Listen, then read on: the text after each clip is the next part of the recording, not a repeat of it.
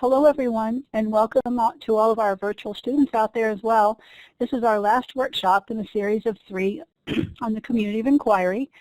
Today is Sunday, March the 26th. It's 1:30, and my name is Renee, and I will be your facilitator today. Our workshop's going to last about 15 minutes today, and we'll talk about some of the instructional technologies, blended learning, and some guidelines for practice using the community of inquiry. We'll also talk about some ways that we can incorporate it into our HIM courses online.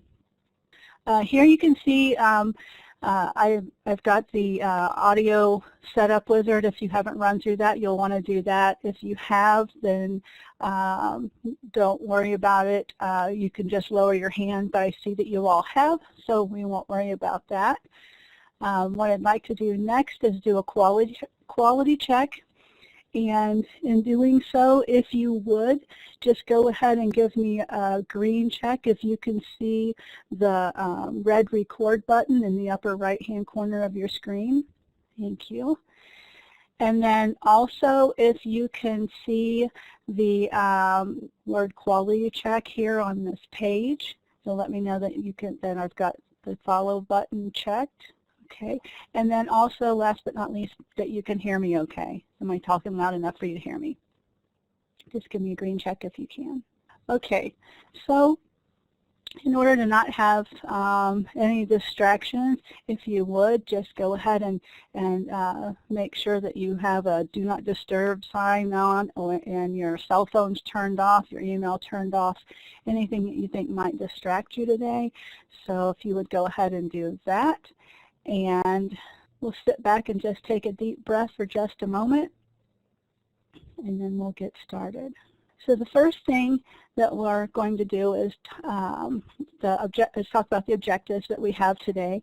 By the time we're done with the workshop today, you should be able to identify 2 types of instructional technologies, describe how to use blended learning, recognize a couple of the guidelines for the guidelines of practice, and also to explain the critical element of social presence in developing an online or a blended course. So let's start off with an icebreaker. It's really just something to get everyone working together. It's called Tell Your Story in Pictures.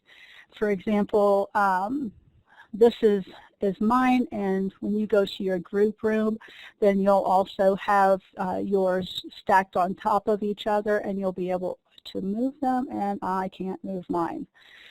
So let me fix that real quick. I apologize for that.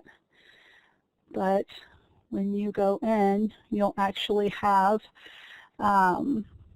pictures that you're going to be able to move around, and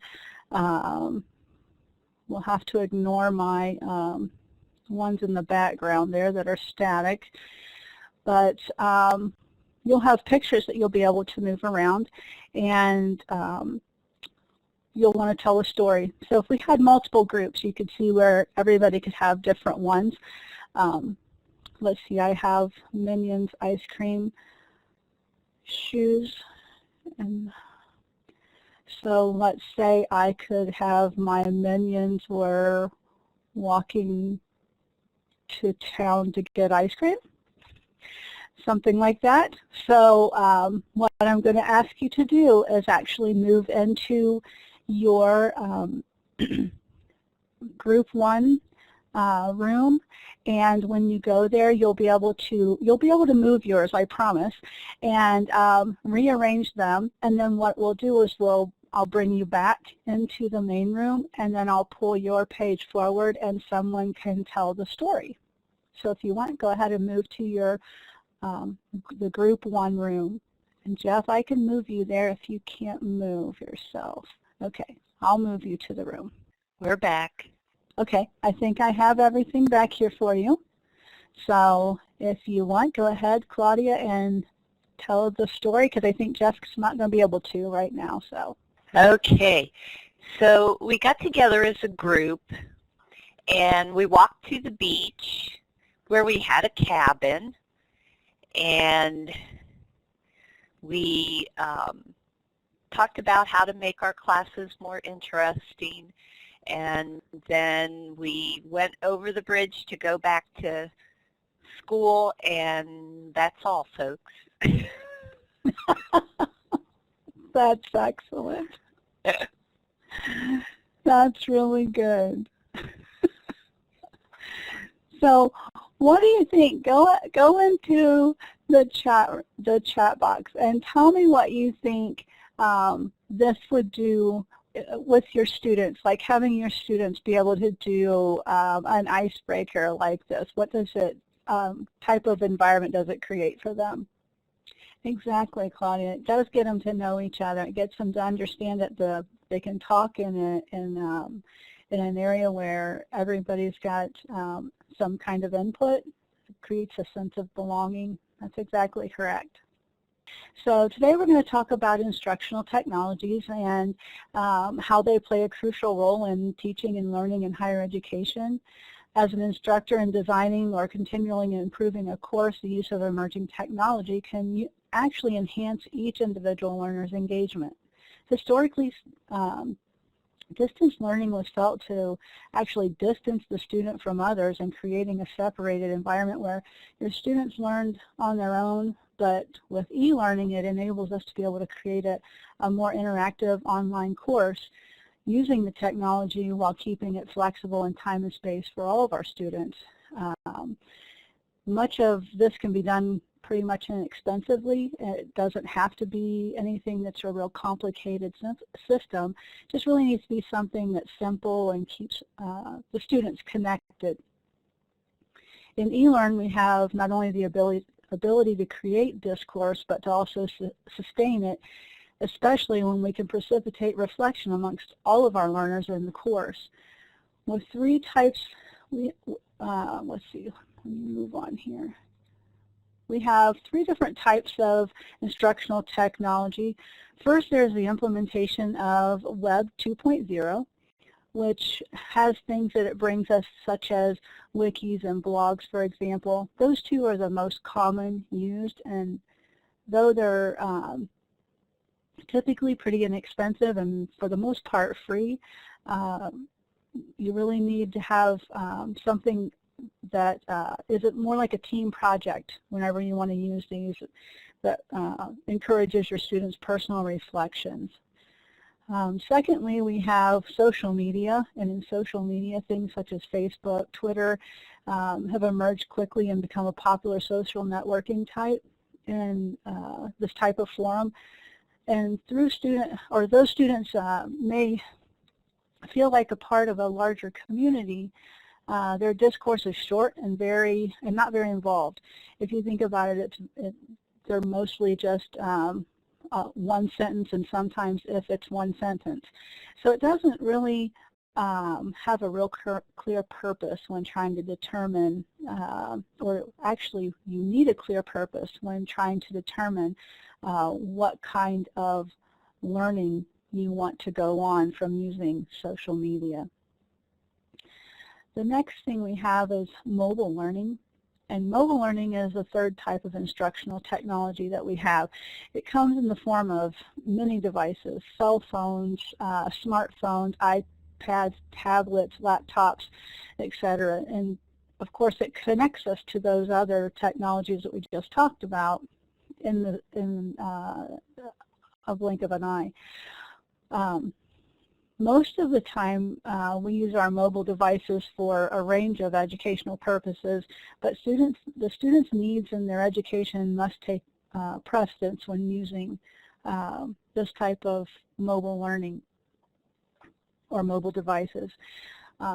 Imagine having a lengthy a lengthy discussion post that you have to do from your phone, and not only is it very small, it also has the distractions of social media, for example, Facebook, and notifications that pop up in the middle of you trying to type out a discussion forum.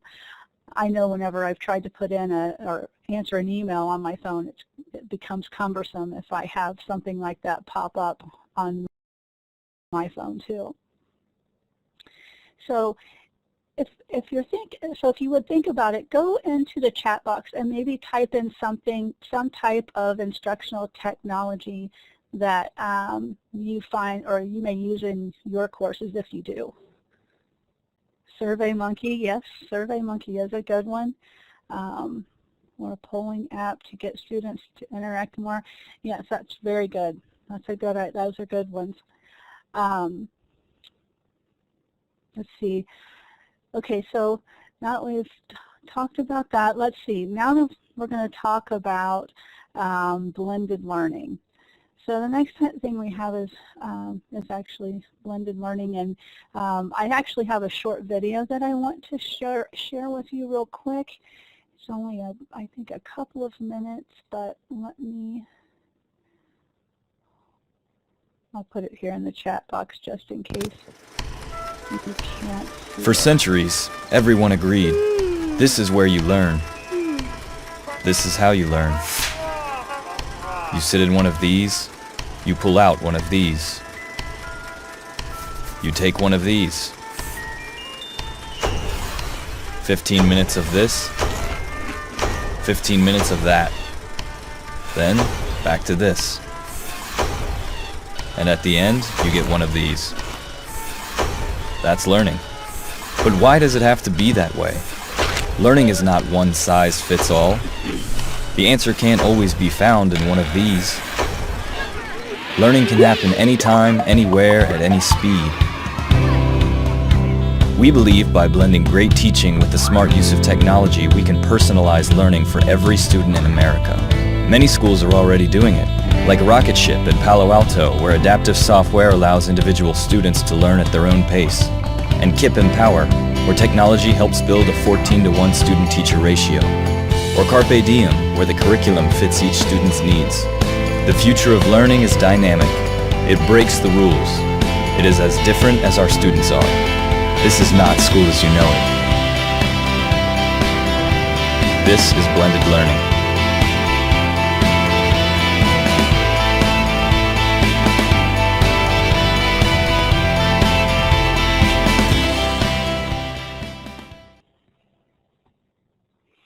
Okay, so from what you just watched, that's blended learning in a nutshell, basically. It's actually taking technology that we have and actually using it in the classroom along with and in conjunction with what we are, our lesson plans are, our teaching is for that particular time. Blended learning can also be done in an online environment, not just in a school or in a classroom. It can, you can combine it with synchronous and asynchronous course lectures and materials. The synchronous environment actually gives the student an immediate sense of belonging in a class, as well as an opportunity of immediacy for learning. There are three guidelines for practice.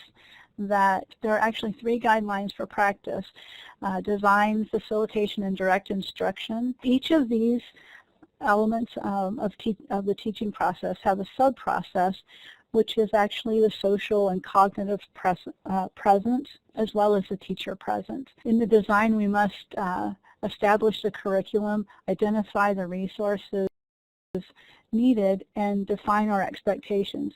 Technology concerns should also be addressed, and structuring activities, be it collaborative or individual, need to be done, and also to set up time frames and assessments. So to develop a social presence here, we want to make sure that we have set a clear tone for what's expected. Your social presence is actually your student being able to feel like they belong to something or to the group itself. So you'll actually want to be able to make sure that your students feel welcome. The easiest way to do it actually is to welcome a student, whether it's in an online or an environment or it's in a discussion forum. You can do that just like if you had a student walking into a classroom. They have an immediate knowing of what the tone of the room is.